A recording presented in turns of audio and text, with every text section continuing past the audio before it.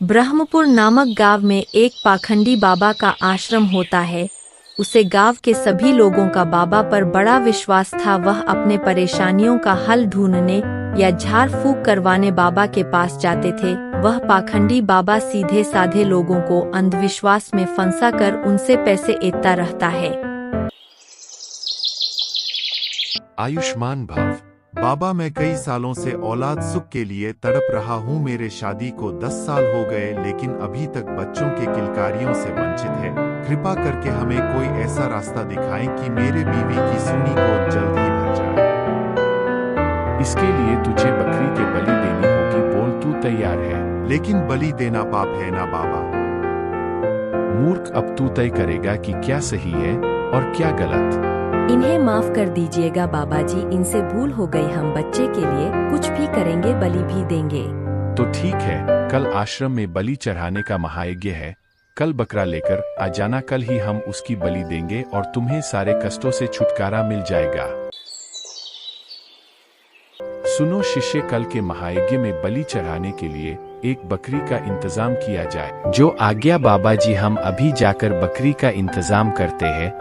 लेकिन आप बुरा ना माने तो क्या मैं आपसे कुछ पूछ सकता हूँ? पूछो वत्स, क्या पूछना है? अपनी मनोकामना पूर्ण करने के लिए बकरे के बलि देने वाली बात मुझे कुछ समझ में नहीं आई। क्या किसी का बलि देना जरूरी है? बलि देने से भगवान प्रसन्न होते हैं और हमारी सारी मनोकामना पूर्ण होती है। माफ करना बाबा जी, लेकिन आपके इस बात पर मैं सहमत नहीं हूँ। समस्त सृष्टि के जन्मदाता तो ईश्वर है, फिर अबोध प्राणी के बलि लेकर आखिर वह कैसे प्रसन्न हो सकते हैं? और किसी की जान लेना पाप होता है ना बाबा जी, और किसी का जान लेना कोई मनोकामना पूर्ण नहीं होती। खामोश तुम दोनों, यह क्या अनाप शनाप बक रहे हो? मेरे आश्रम में तुम दोनों को मेरे जैसा महात्मा बनना है या नहीं? बनना है बाबा जी। तो फिर जो मैं कहूँ उसका पालन करो। अब जाओ और बलि के लिए बकरी लेकर आओ। जी बाबा जी, जैसी आपकी आज्ञा। एक कहानी थी जो देश के एक छोटे से गांव में बसी थी। इस कहानी में 3 प्रमुख पात्र थे। एक बिजली चोर, उसकी सास और उसकी बहू। बिजली चोर गांव में एक बड़ा नाम था। वह लोगों के घरों की बिजली की चोरी करता था और उन्हें अंधकार में छोड़ जाता था। उसकी सास उसके इस बदले काम को नहीं सहती थी, लेकिन उसकी बहू ने उसकी गलतियों को समझा था।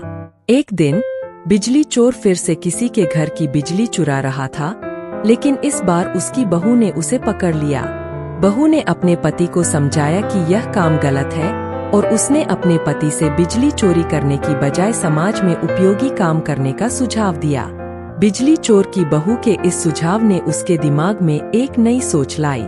उसने बिजली चोरी छोड़ दी और उसने समाज में उपयोगी काम करने का निर्णय लिया। उसने गांव में बिजली की व्यवस्था में सहायता करने का काम शुरू किया और उसने लोगों को बिजली की महत्ता समझाने का प्रयास किया।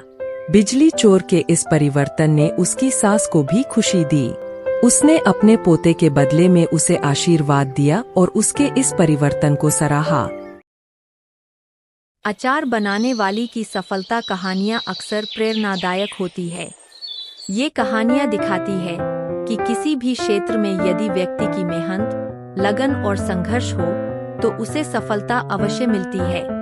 एक ऐसी कहानी है किसी महिला की जो कुछ साल पहले अपने घर पर अचार बनाने का व्यापार शुरू किया था। उसका नाम राजनी था। राजनी ने एक साधारण घर से शुरुआत की थी, लेकिन उसकी अचारों में विशेष रुचि और स्वाद था। शुरू में उसे कई समस्याओं का सामना करना पड़ा। उसे अपने उत्पाद को बाजार में पहचान दिलाने के लिए बहुत मेहनत करनी पड़ी, लेकिन उसने हार नहीं मानी और अपने उत्पादों की गुणवत्ता पर ध्यान दिया। उसकी मेहनत और उत्साह ने उसे सफलता दिलाई। धीरे धीरे उसके अचार बढ़ती पॉपुलैरिटी को देखकर लोगों ने उसके उत्पादों की प्रशंसा की और उन्हें अधिक खरीदने लगे। राजनी ने अपने व्यवसाय को विस्तारित किया और अब वह अपने अचारों को बड़ी स्केल पर उत्पादित कर रही है। उसके उत्पाद अब अन्य शहरों और राज्यों में भी उपलब्ध है। राजनी की कहानी हमें यह सिखाती है कि मेहनत, संघर्ष और सही दिशा में प्रयास से हर काम मुमकिन है। उसने अपने सपनों को पूरा करने के लिए कभी हार नहीं मानी और आज वह अपने व्यापार में सफल है।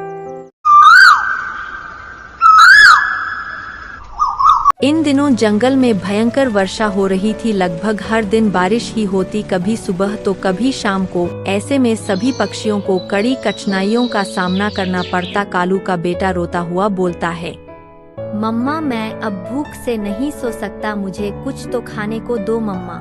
चुप कर जग्गू, तुझे दिखाई नहीं देता बाहर तेज बारिश हो रही है, ऐसे में मैं दाना कहाँ से लेकर आऊं?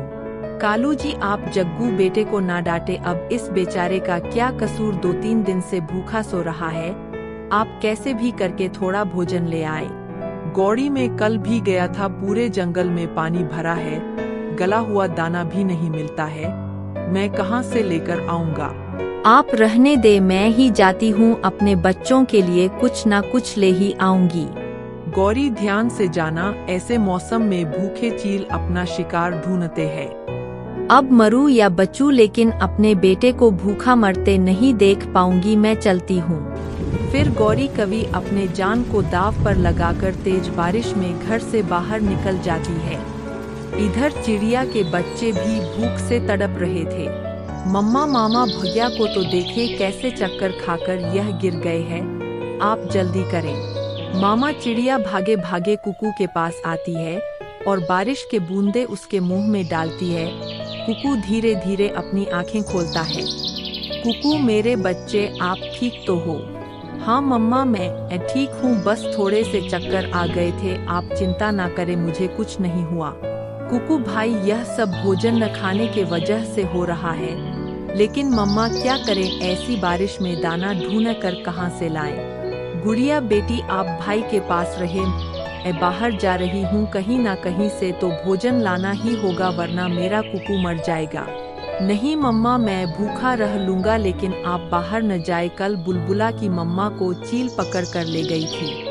बच्चों मुझे कुछ नहीं होगा, मैं वापस घर आ जाऊंगी, आप घबराए ना। ऐसे बोलकर मम्मा चिड़िया भी भोजन की तलाश में घर से बाहर निकल जाती है। बाहर तेज बारिश हो रही थी, आसमान में काले काले बादल छाए हुए थे, उन्हें कुछ भी ठीक से दिखाई नहीं दे रहा था।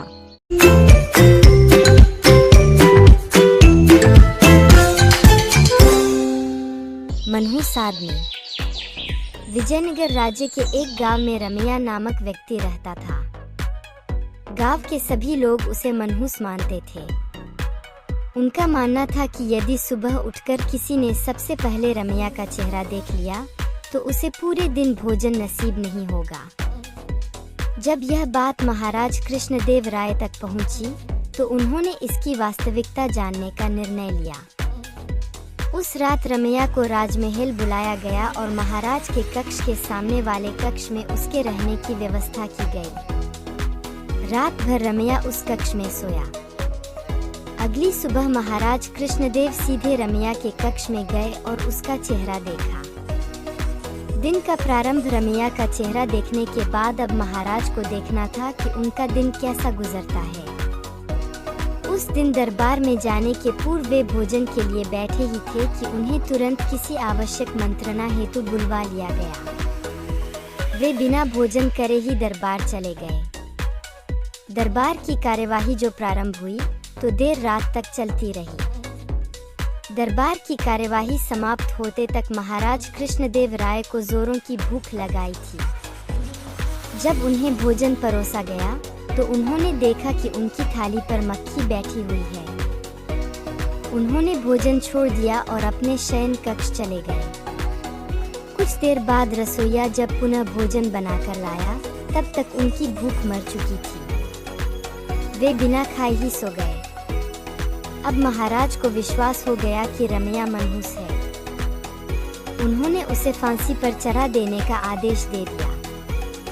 रमैया की फांसी की बात जब उसकी पत्नी तक पहुंची तो वह रोते रोते तेनालीराम के पास गई और उससे सहायता की गुहार लगाई। तेनालीराम ने उसे आश्वासन देकर घर भिजवा दिया। अगली सुबह जब सैनिक रमैया को फांसी पर लटकाने ले जा रहे थे तो रास्ते में उनकी भेंट तेनालीराम से हुई। तेनालीराम ने रमैया के कान में कुछ कहा और चला गया।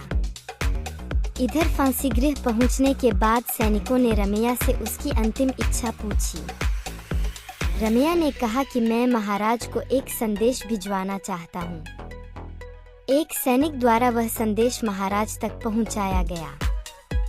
संदेश इस प्रकार था, महाराज, सुबह सबसे पहले मेरा चेहरा देखने से किसी को पूरे दिन भोजन नसीब नहीं होता, लेकिन महाराज आपका मुंह देखने पर तो जीवन से हाथ धोना पड़ता है। बताइए ऐसे में ज्यादा मनहूस कौन है? संदेश पढ़ने के बाद महाराज को अपनी अंधविश्वासी सोच पर शर्म आई। उन्होंने सैनिकों से कहकर रमैया को बुलवाया और पूछा कि उसे ऐसा संदेश भेजने का परामर्श किसने दिया था।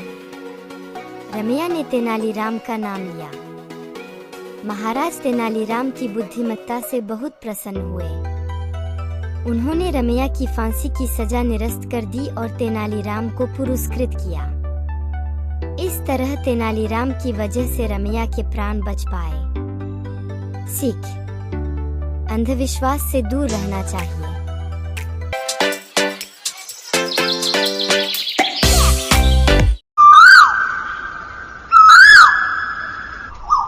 एक बार की बात है, एक छोटी सी चिड़िया थी जिसका नाम चिटकी था। वह एक जंगल में रहती थी और हमेशा अपने साथी चिड़ियों के साथ खेलती थी। एक दिन वह अपने मित्रों के साथ उड़ान भरने निकली, लेकिन उसने अपने दोस्तों से पीछे हटकर एक नए और अज्ञात स्थान की ओर उड़ते हुए देखा। चिटकी ने उत्साहित होकर उस अज्ञात स्थान की ओर उड़ते हुए देखा और वहां उसने एक चमकता हुआ बाग पाया। बाग में उसने एक पुराना पेड़ देखा जिसमें बहुत सारे अंडे थे। वह अंडों के बारे में बहुत हैरान थी और उन्हें देखने के लिए पेड़ के पास गई। वह जब अंडे के पास पहुंची तो उसने एक अंडा देखा जो खुला हो चुका था। चिटकी ने उस अंडे के बारे में पूछने के लिए वार्ता की तो उसमें से एक छोटा सा चिड़िया निकला। यह चिड़िया एक माँ चिड़िया का था जो अभी अभी अंडे से निकला था। चिटकी ने उसके साथ बातचीत की और उसे अपना दोस्त बनाया। उन्होंने मिलकर बहुत सारे अविस्मरणीय पल बिताए, खेले और एक दूसरे के साथ समय बिताया। चिटकी ने उस छोटे से चिड़िया को अपना परिवार मान लिया और उसकी देखभाल की। वक्त बीतता गया और छोटा सा चिड़िया बड़ा हो गया। उसने अपनी माँ की सीखों को समझा, उसकी सलाह सुनी और उसके मार्गदर्शन में अपने परिवार के साथ अच्छे से रहा। चिटकी के प्रेम और सहयोग से वह एक बड़ा, सफल और साहसी चिड़िया बन गया। इस कहानी से हमें यह सीख मिलती है कि हमें अपने आसपास के लोगों के साथ सहयोग और प्रेम से रहना चाहिए और हमें हमेशा अपने सपनों को पूरा करने के लिए साहस और मेहनत करनी चाहिए।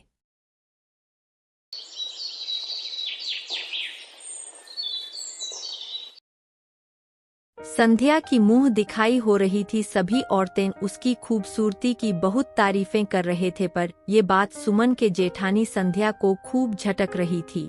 एक बात तो है सुशीला बहन, तुम अपनी छोटी बहू बहुत सुंदर लाई हो, बिल्कुल चांद का टुकड़ा है। हाँ, बड़ी बहू भी अपनी जगह ठीक है, पर चोटी के नैन नक्श बहुत ही सुंदर है। यह सब तो संध्या के गुण गाने लगे। मुझे अब झुमरू तांत्रिक से मिलना ही होगा। सुमन उसी समय झुमरू नाम के तांत्रिक से मिलने गई और उससे अपनी बात कही। तांत्रिक बाबा, यह लोग पूरे 30,000 रुपए और जल्दी से वह उपाय बता दो कि संध्या गाय बन जाए। अच्छा, तो तुम मन बना लिया है कि अपनी देवरानी को गाय बनाकर रहोगी, ठीक है? तो यह लो जादू किल, अपनी देवरानी के सिर में घोंप देना, बस तुम्हारी देवरानी गाय बन जाएगी। उसके बाद वह तब तक अपने वापस रूप में नहीं आएगी जब तक यह किल उसके सिर से निकाला नहीं जाएगा। ठीक है तांत्रिक बाबा, मैं यह कील ले जाती हूँ, बस मेरे पैसे वसूल हो जाए।